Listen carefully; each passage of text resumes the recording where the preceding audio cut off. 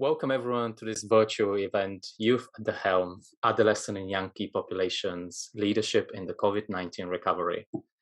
Thank you so much for joining us today with a very busy and packed agenda. Before we proceed to the start, we would like to share just a number of practical and technical elements before we start. We ask all participants to change your name and to add your name, pronouns, and organization if you would like to, and feel free to introduce yourself in the chat.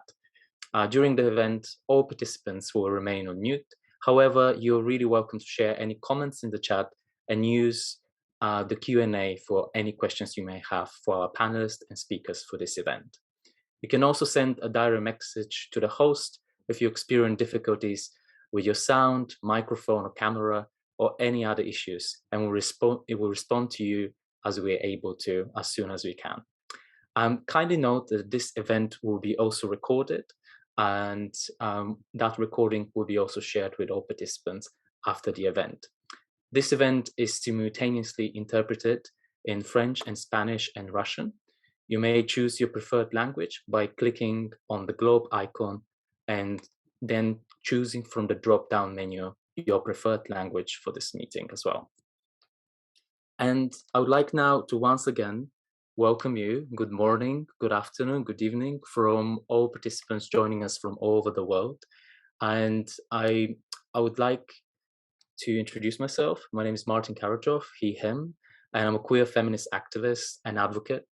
I feel really privileged to be moderating today's event, and I'm pleased to welcome our incredible presenters, panelists, and participants today.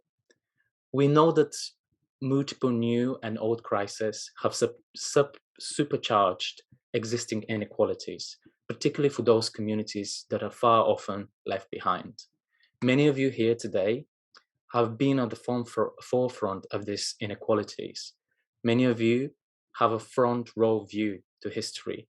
You're living in it, and more importantly, you're making it over the last 2 years. So the types of conversations and dialogues we'll have here today really matter. They will matter and will have a profound impact on our collective future, and hence why it's really important to have you all here today.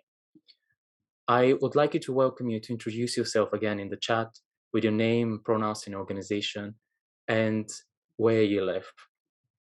This is going to be a really quick and fast-paced an hour of event with a brief presentation, audience interaction, and a video that will be shared by one participant as well.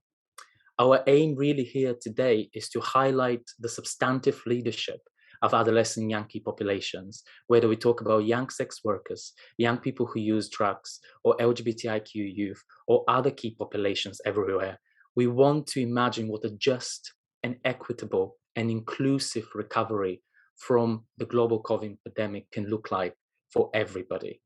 So today, I'm really looking forward to our discussions and conversations that will really shape on the future of the COVID recovery for all populations. And without further ado, I would like to really present our first fantastic speaker for our event. It's my pleasure to welcome Elizabeth Ben-Omar, the global coordinator of the UNFPA HIV program and co-chair of the Global Prevention Coalition. We're really pleased to have you today, Elizabeth. Over to you. Thank you. Thank you, Martin. On behalf of UNFPA and the Global HIV Prevention Coalition, I am pleased to be here and welcome all of you to this ECOSOC 2022 Youth Forum side event on adolescent and young key population leadership in the COVID-19 recovery. In the UN, we speak of reaching the furthest behind. We know that adolescents and young key populations continue to be left behind in the HIV response and face multiple and intersecting forms of discrimination that hinder their ability to access SRH and HIV-related services. Social and legal challenges, such as the need for parental consent for HIV testing and treatment, add to the gap, and COVID-19 has only exacerbated the situation. Despite this, adolescent and young key populations have risen to the challenge. Through youth-led organizations, coalitions, and networks, they have been at the forefront of the HIV response for their peers and at the forefront of the COVID-19 recovery in their communities. These young people are providing access to testing and prevention services, counseling and well-being, and sexual and reproductive health information. They do this alongside their continued advocacy to repeal and amend harmful laws, practices, and policies. And this is why we must continue to invest in them.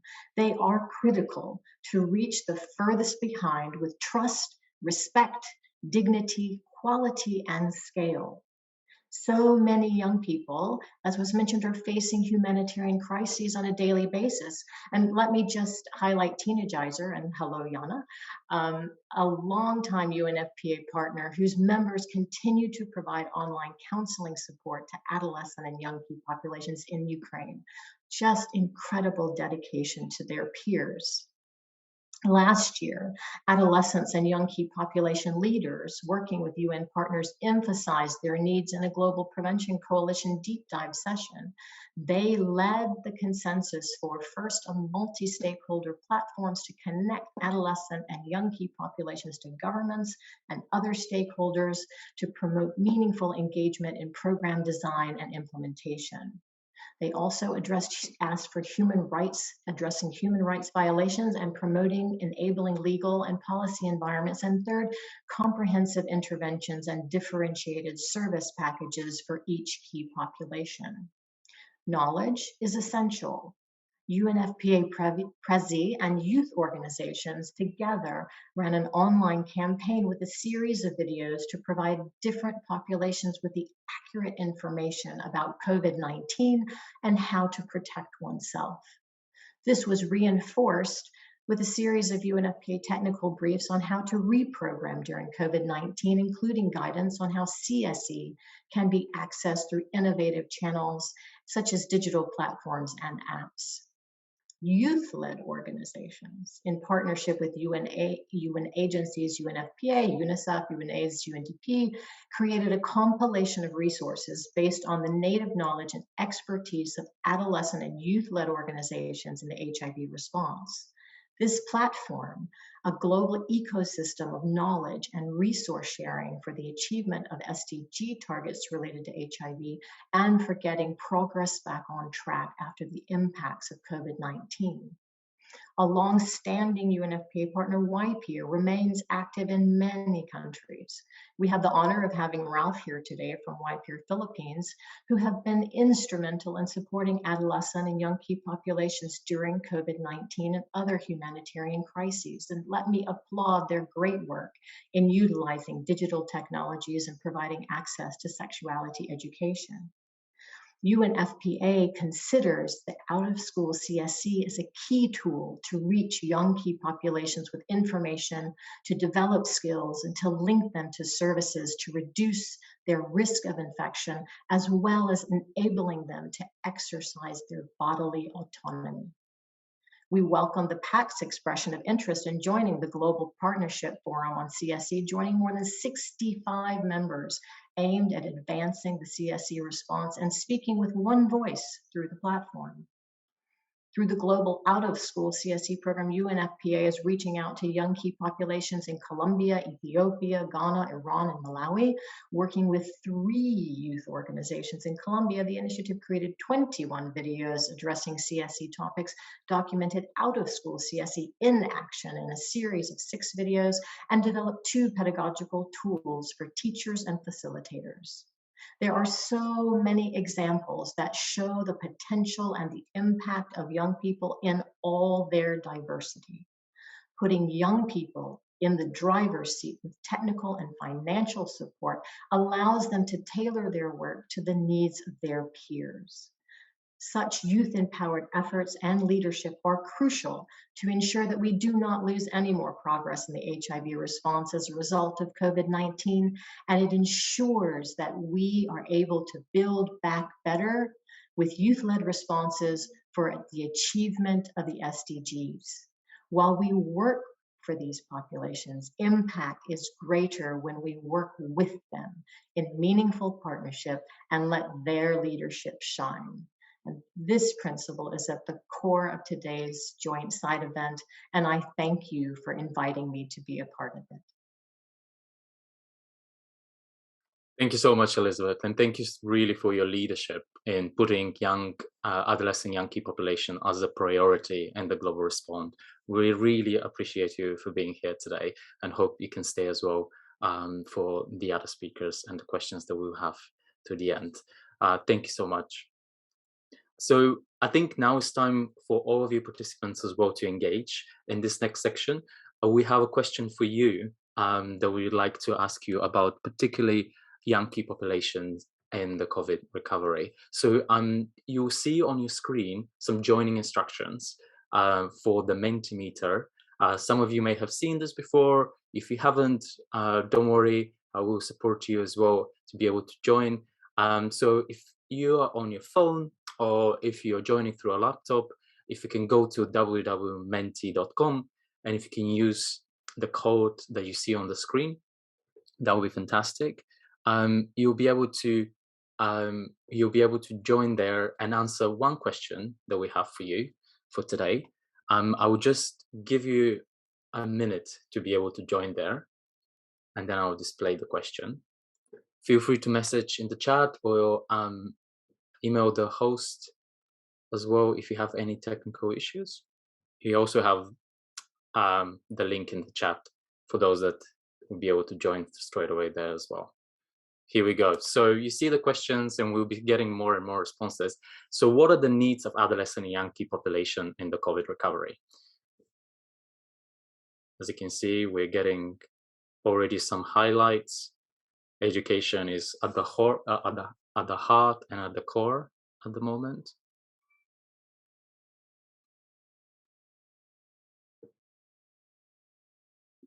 I'll give you some time to add a bit more. So we're already seeing quite a few. So we get a lot of you talking about different type of support. We see education, not only education, we're seeing CSC, comprehensive sexuality education, quality education, encouragement. We see a lot of finance and funding that is coming up as well. The different types of funding, seeing about media literacy, and love, which is also key, is also appearing at the heart of it as well. Trust and hope. And we're seeing a lot about capacity building, particularly to support services and also young leaders to deliver services. We'll be able to as well build upon some of those in the next section, but I'll give you one more minute, as you can see people still contributing, and we'll come back to it if you have still some contributions to this. See mental health as the other one that is also another highlight, particularly in terms of needs and youth programming and decision making, the lack of young people in decision making spaces. Great. I think it will be still changing, so feel free to be adding more to this, and I think we can always come back to it, and after this meeting we'll share the link to this as a visual for you to be able to see. But we're definitely seeing already some key highlights coming up from here, as I mentioned, which you will be able to see as well. Great, and thanks so much. And feel free as well, if you haven't been able to contribute through this, if you had some technical issues, to put yours in the chat as well, and we'll put them for you as well later. But this leads really next to our next part of our discussion, which is really interesting and I'm really looking forward to, is that we're looking to have a panel discussion now with 3 fantastic young leaders. In the next session, we'll get their perspectives on working on the front lines, particularly supporting adolescent young key populations, and we will be they will be able to share the insights and experiences and the best practices they've been using, particularly in the COVID response and other multiple crises they might have been experiencing. This conversation, this panel, will be followed by a one-to-one conversation that we have with another young leader, particularly in a context of crisis. which we'll be having later on with Yana in particularly. But now I would like to really give the floor to our responses, observations, and discussions from our speakers particularly. And first, I would like to start with Ralph Ivan Sampson. And I'm really pleased to have you today, a fantastic leader from YPF Philippines, and a really, really great fighter for adolescent young people populations in your own country in particular. And we're really pleased to have you. And I would like to ask you the first question that we'll be addressing to you is that how really youth-powered solutions are fueling the framework for just and sustainable recovery, how those youth really led and powered solutions are really driving that. And I'll give you the floor to introduce yourself as well and be able to answer this question. Great to have Thank you you. so much, Martin, and good morning, good afternoon, and good evening from different parts of the world. And it's really, I'm very happy and privileged enough to be invited here to share our work here in the Philippines. So again, I am Ralph Ivan Sampson. I am the president and CEO of Youth Peer Education Network. It's the largest network of youth-led and youth-serving organization working for the advancement of young people in the field of sexual reproductive health and rights, particularly in humanitarian response. So basically, during COVID, I would like also to put into context that before COVID, young people and adolescents are actually experience a lot of discrimination, stigma, and discrimination, particularly on accessing sexual and reproductive health and rights, particularly in many countries such as the Philippines, wherein sexual and reproductive health is a taboo thing. So so during COVID-19, it actually adds another layer of burden and challenges among adolescent and young people populations, particularly with the existing enhanced community quarantine and lockdowns where it targets or prohibits young people to go out from their respective houses. And as we all know, many schools have closed, hindering adolescents' abilities to continue their education. And many of our adolescent and young people populations also feels that school is their safe spaces, most particularly for those who are gender-based violence survivors or victims who are experiencing in their respective homes. And movement and restrictions have been put in place preventing adolescents from seeing their friends and partners, participating in their usual activities, and accessing supplies and services that they need. How much more? We also documented adolescent and young people populations who are living with HIV that are being forced to share their HIV status in the checkpoints because they can no longer cross, and authorities have been asking them why they need to go to the facilities, what are the kind of medicines that they are getting. So these are just few of the many reasons why many youth organizations, not just YPR Philippines, are really come together or decided to develop this online COVID-19 response on ASRH in emergencies. And also to put into context that Philippines is actually within the typhoon belt and at the same time within the Pacific Ring of Fire. So COVID-19 as a humanitarian crisis is not actually just alone. We also experienced the three major typhoons that greatly affected in different parts of the countries, and even up to now, we are experiencing typhoon related humanitarian crisis. So the lack of access to SRHR information creates increased risk for adolescent and young population to sexual exploitation and abuse, and of course, unwanted pregnancy, unsafe abortion, STI, HIV infections, and many others. And what is more sad also, because currently many humanitarian organizations doesn't have any or do not necessarily gather data on adolescent during emergencies. So what we did here in the Philippines with support from initially from the Youth Lead Asia Pacific, who is also a regional youth network, together with YPR Asia Pacific, Plan International, and of course UNFPA, actually developed this framework of support about my body, my life, and my world. So during the COVID-19, we launched this online COVID-19 response that talks about the quarantine talks. We actually invited government officials, and of course, partners, medical partners to talk about puberty and body changes despite the pandemic.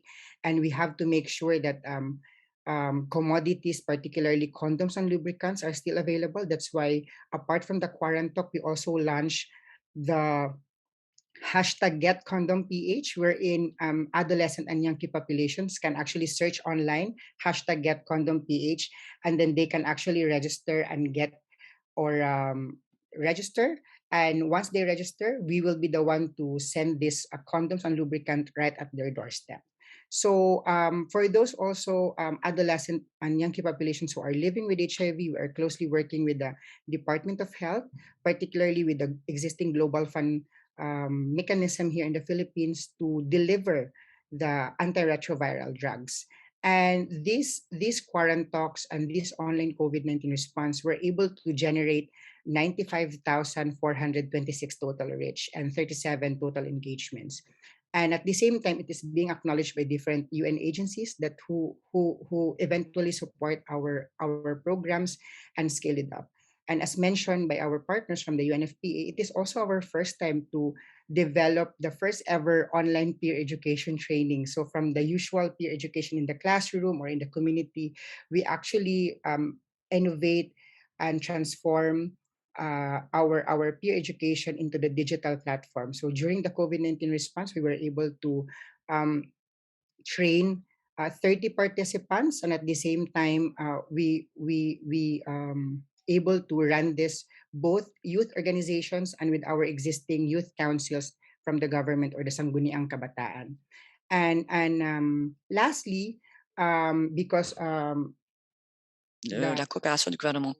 the Philippines также очень сильно подействовали на нашу жизнь. Actually support particularly young women and girls to support the SRHI during emergencies, particularly those napkins, those hygiene kits that not usually being being provided with the different humanitarian organizations. So right now, this effort has been continuously supported by the UNFPA Philippines, especially during the Typhoon Rai Odette response in southern Leyte, and currently working also with UNFPA here in the Philippines for the Typhoon Maggie, who recently hit the Philippines again last 2 weeks ago.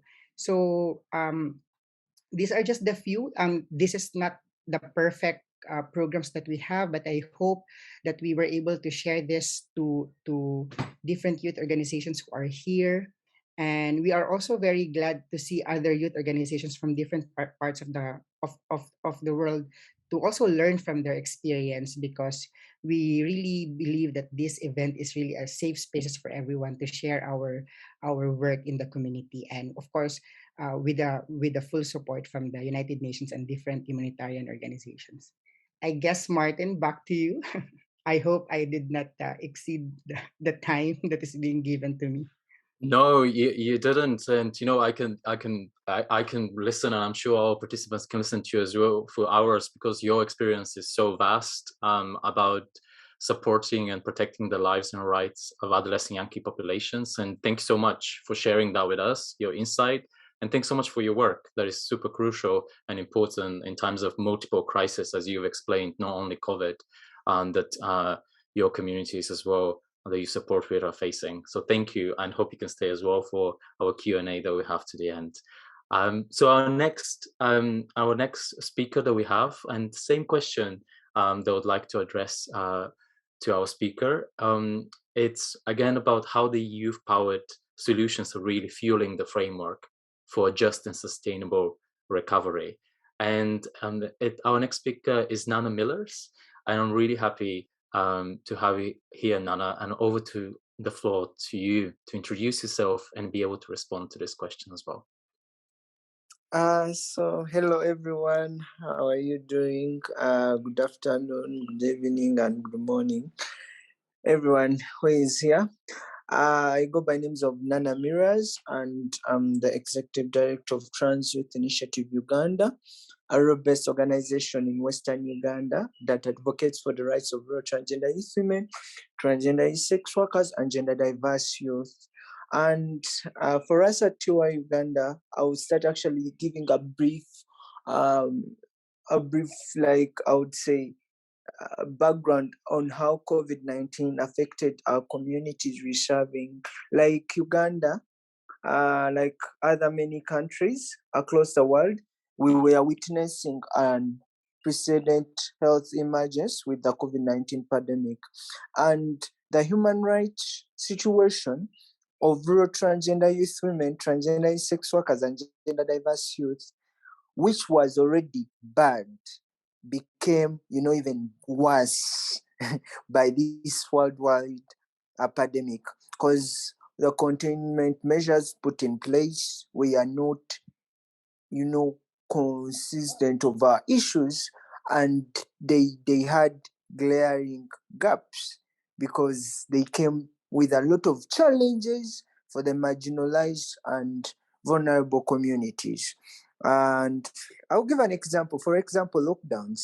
I saw like self-isolation, curfews, and travel restrictions. All these imposed and have continued to have, cause a drastic loss of income,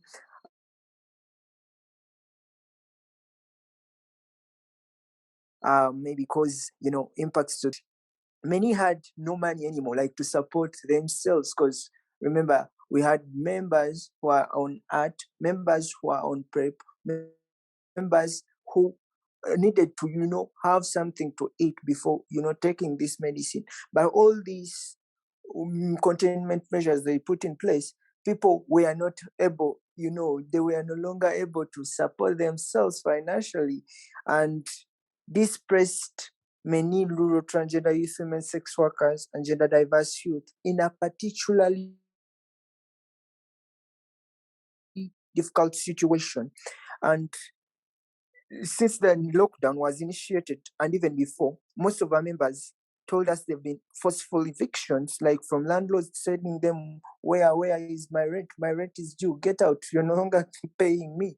There were unlawful arrests, like if you're found and you're disobeying the presidential guidelines to curb the spread of COVID-19, you were taken in. But for example, most of the community members are sex workers.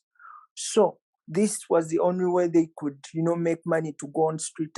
But then when they find you there, they'll take you because they say you're going against the presidential guidelines.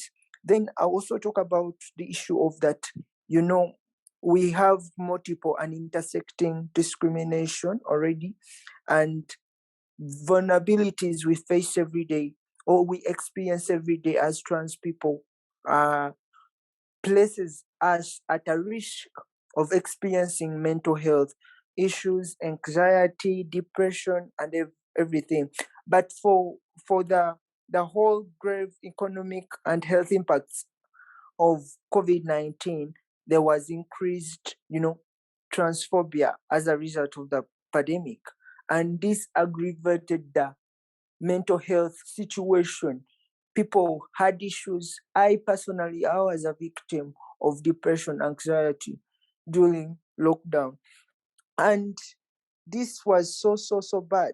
Imagine rights of marginalized and vulnerable communities in Uganda were put aside. Yet I thought this, like during these times like this, that's when marginalized, engagements with local leaders during that period, because there were all these like they had I'll call it how do they call this? They had meetings without us. So we were so concerned about that. And we asked them, how are you going to know our needs if you're not involving us in your task force? They had task force meetings and we were not including any person from the marginal. So we had meetings during that period. And then we thank God that our needs were worked on. Some of them were worked on.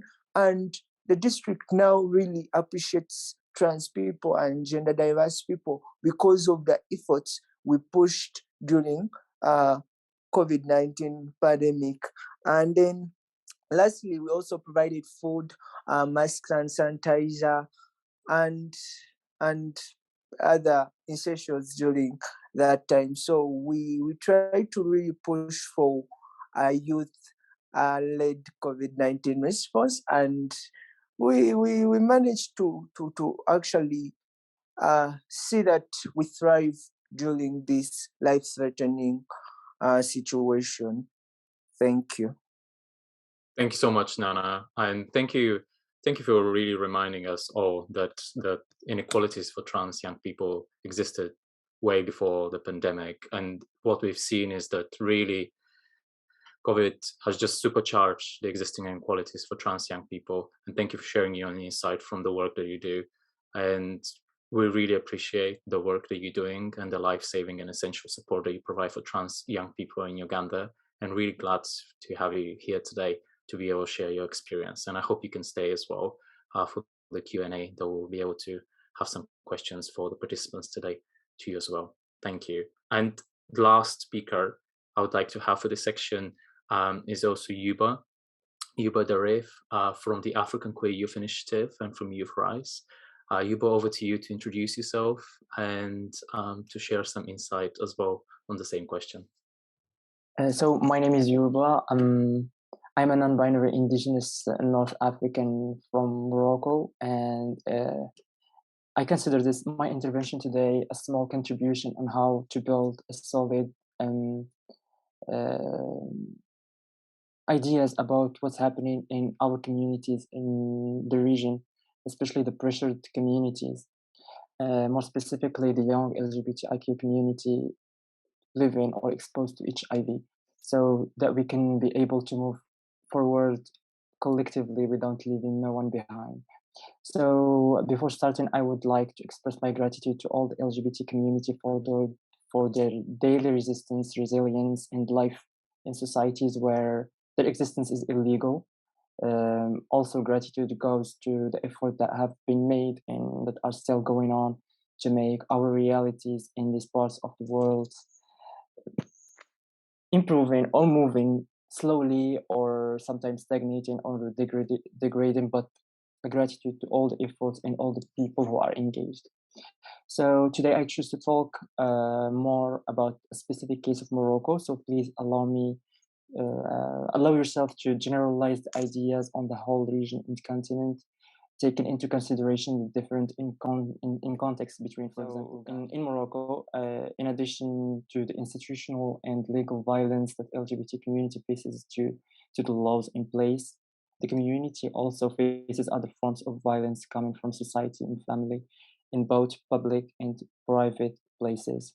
So to illustrate that, I will give some numbers from a study led by an organization called ayKPs in Morocco that says that over 63% of the survey participants who were arrested or detained claimed being mistreated by local authorities, which is the reality not only in jail but also in private spaces, in cafes, in houses, everywhere, especially cisgender lesbian women and trans women who are most likely at risk to be mistreated psychologically, and it can be any sort form of violence. So I would like to give you an insight about how COVID impacted Morocco, or what happened exactly during the year of 2020. So in our first case, and was announced by the 2nd of March. 20th of March, the Moroccan government announced a total lockdown. Just few days after, April 30th, a social media influencer with more than 1 million followers called for followers to download queer dating application, for example, Grindr and other application, especially it was Grindr, to identify and expose queer individuals. So this was really something that we lived. It was really difficult. It was a situation where people were outed and were obliged to get out from their houses, and some people didn't find shelter. Some people, because it was a total lockdown. And few days, the community had a collective response. So civil society asking the Instagram and Facebook to react on this outing campaign in hate speech that was in this period, which was difficult.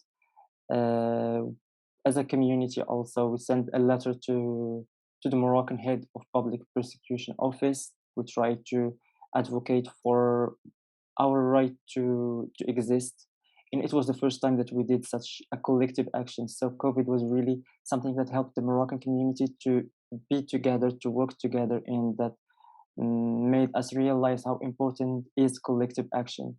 And just few, let's say, weeks after, this social media influencer publicly apologized on her social media about the harm that she caused to the LGBTIQ community. That was really something that marked the period of COVID-19 crisis, because it was difficult for us to live the situation in our houses, but also to be outed, and but we handled all this pressure, and we tried, at least in the best way, and it allowed us to move forward and create alternatives and try to, especially sex workers who were in difficulties in this time. So I would like, I hope I'm still on time, and I'm going so fast. I'm trying to go fast to respect the time. So I would move to some recommendations that are really valid before COVID, through the crisis, after the crisis. It's something that I would really like to see happening in our context, in Morocco, but also in other countries in Africa, in the Middle East. So I would really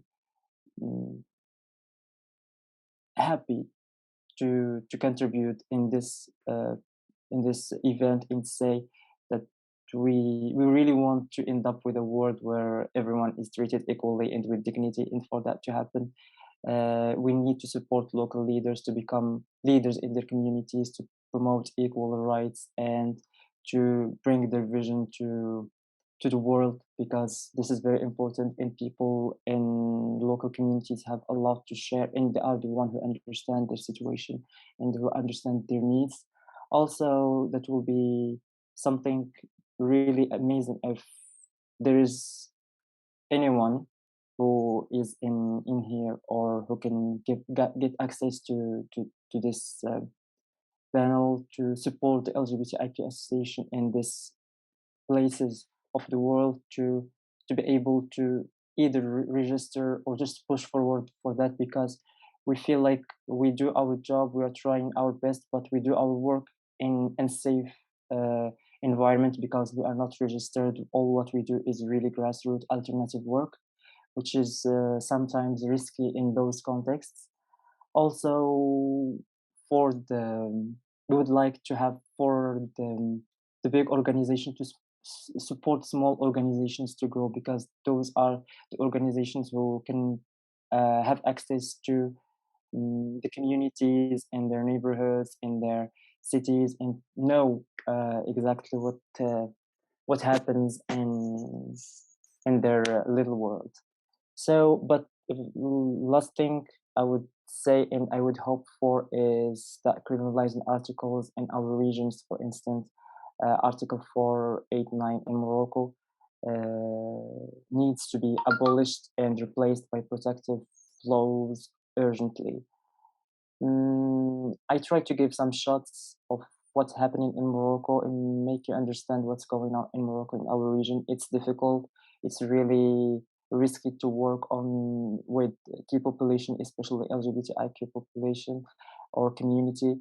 We do this with pride and with a lot of love, but we are really sometimes at risk. Maybe not very much in Morocco, but in other countries, people are really at risk. And I mentioned, back to you, Martin. Thank you so much, Yuva, and thank you as well for your very specific and clear recommendation at the end as well. I would like to think now to really take this space to really thank all three of you, Ralph, Nana, and Yuva, really for your commitment to support the bodies, rights, and lives of all young people, and to protect and respect them. Often with no recognition and no support, your work is really critical and important. So you're really the leaders of today. You're already driving change in your community. So thank you so much for joining us today, and hope you'll be able to stay as well for the next section.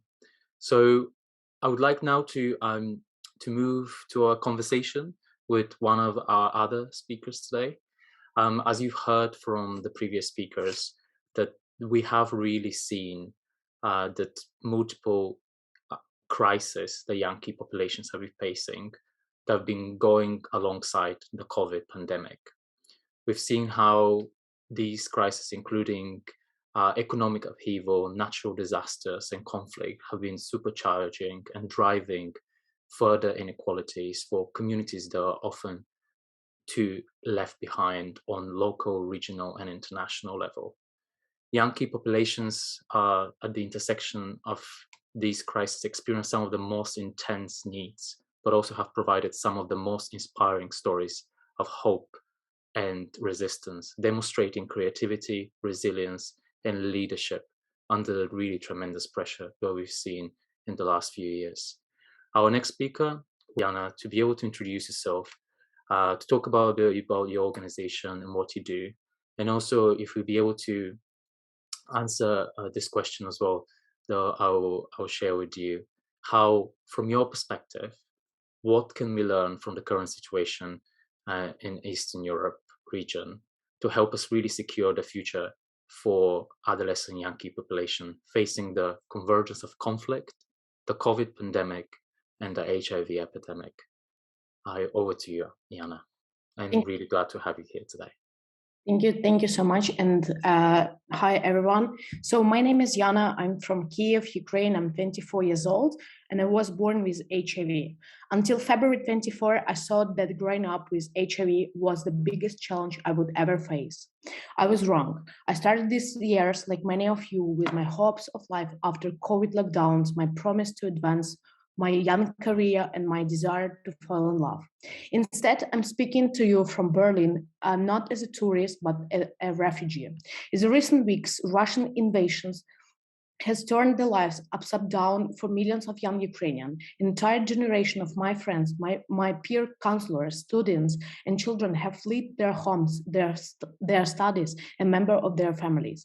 Millions of women and children are now alone in foreign countries trying to survive and wondering that what will be left out of our families and our homes when we return. And millions more, mostly young men, are still in Ukraine, defending our city and our homes against an army that still hasn't declared war, protecting our homeland from bombs and bullets that are causing us, our lives, our safety, and threatening our freedom. The real Russian soldiers, their destructive landmines and indiscriminate bombs attacked are so much more deadly than invisible virus like HIV or COVID. I might be a refugee and I'm still among the very furniture. I have food, I have a temporary house and access to free HIV treatment and amazing support for the people of Germany. For the thousands of young people still stuck in Mariupol or hundreds murdered in Irpin, Bucha or Chernihiv, they have not been so lucky. And this war is also destroying the lives of young people across Eastern Europe, Central Asia. In the last 5 years, we built an amazing network of young people living with HIV across Kazakhstan, Kyrgyzstan, Tajikistan, Ukraine, and even in Russia. While the Ukrainians like me are fighting for survival, we cannot provide our usual support and solidarity for thousands of young people with HIV in other countries we have worked with for years. As the founder of Teenagizer, I don't even know when if we'll be able to find all of young people who were members of our networks in Ukraine. Are they now in Poland or Kiev or Odessa, already in New York? We have only been able to be in mobile or main contact with about 50% of our members. It's like parts of my body, my staff, my friends, and their family has been amputated without anesthesia. My mind tells me there should be still there, but when I call them on WhatsApp, there are no answer. I have very few young people have ever had to experience this kind of toxic cocktail and anxiety, risk, and isolation that we are facing today. War, homesickness, loss of relatives, forced separation for friends, rapes, lockdowns, unemployment, gender-based violence, and limited access to the health services. I have never been one to give up, but this war has given me a painful lesson of solidarity with young people in Palestine, Yemen, and Afghanistan. They're living through other conflicts and have been going on even longer than the war in Ukraine. Thank you, Yana. Thank you for sharing with us and being here today to do that. I wanted to ask you, because it's something you mentioned as well. You mentioned particularly the situation, as you explained it very well, has multiple harm, there's being multiple abuses, multiple violations of human rights are happening, and it's really dark, and it's very difficult for you as in times like this, in crisis. I would like to ask you, how do you keep going? How do you what brings you hope and motivation in times like this, that it's so difficult to support the communities you are supporting currently? Thank you for the question. I think the courage of the Ukrainian people. Even today, leaders of the HIV movement are still in Ukraine, risking their lives to deliver antiretroviral medicine to people living with HIV who still cannot be evacuated. Even our teenagers psychologists are still providing online assistance to those in most needed. I'm also inspired by the millions of people in Moldova and across the European Union who have opened their borders and their home to us. However, my tolerance for being polite and waiting for diplomacy to take its courage while the war continues is at all-time low. But I think this also has its advantage. The world has become more transparent, finally calls things out like war Crimea's humanitarian crisis, and what kind of shame country deserved when it violates the UN charters. And you mentioned there are a lot of lessons here, right? You mentioned this a few times already. And what are things you're learning from this crisis, and what are the things we should all learn from this? What are the things we can? So no matter what happened next with this war, we have to continue to support each other. We spent so many years fighting so young people living with HIV could have our health and rights protected.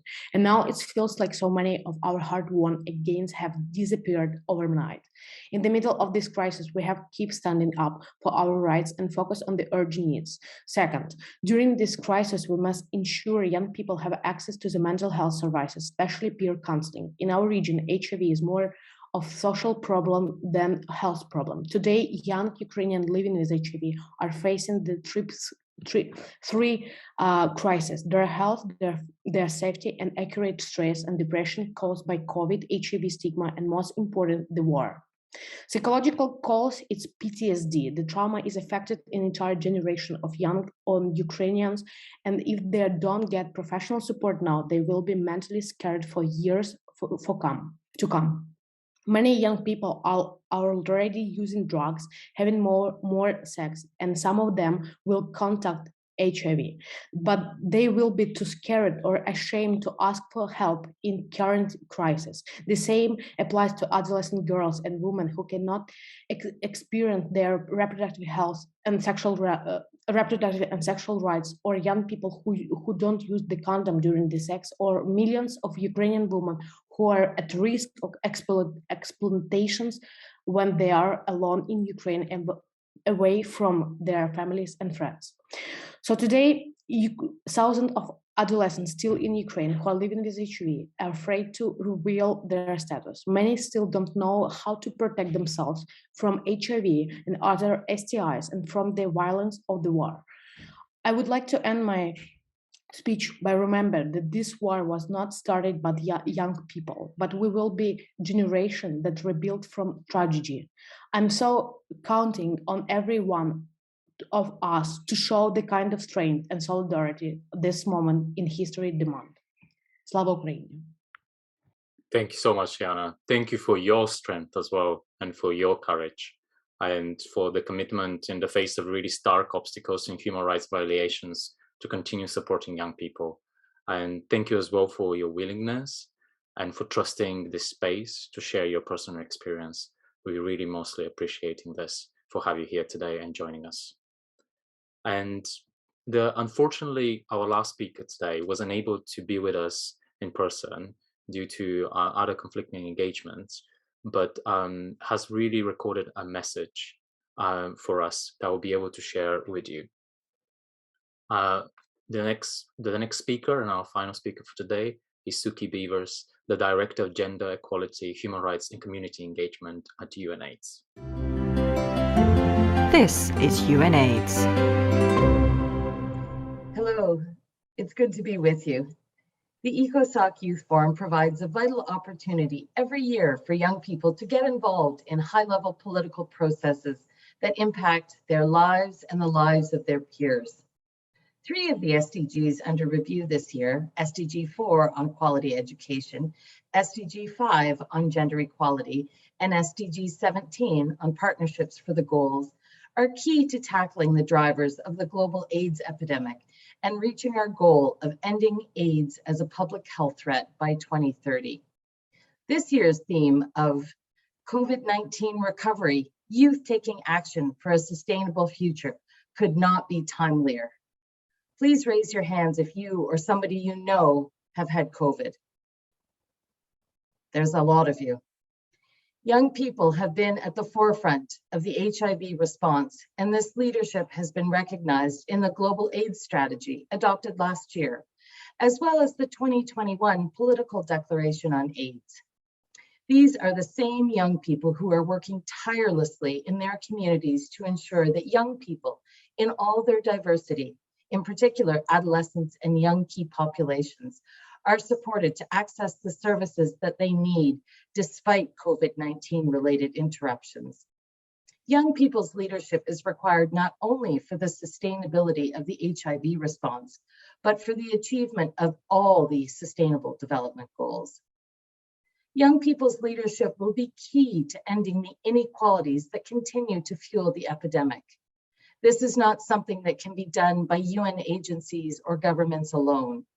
Youth-led civil society and youth-led HIV responses will be key to achieving a more equitable COVID-19 recovery. During COVID-19, we saw that youth-led HIV responses were able to rapidly pivot to tackle the needs of young people living with HIV and adolescents and young key populations.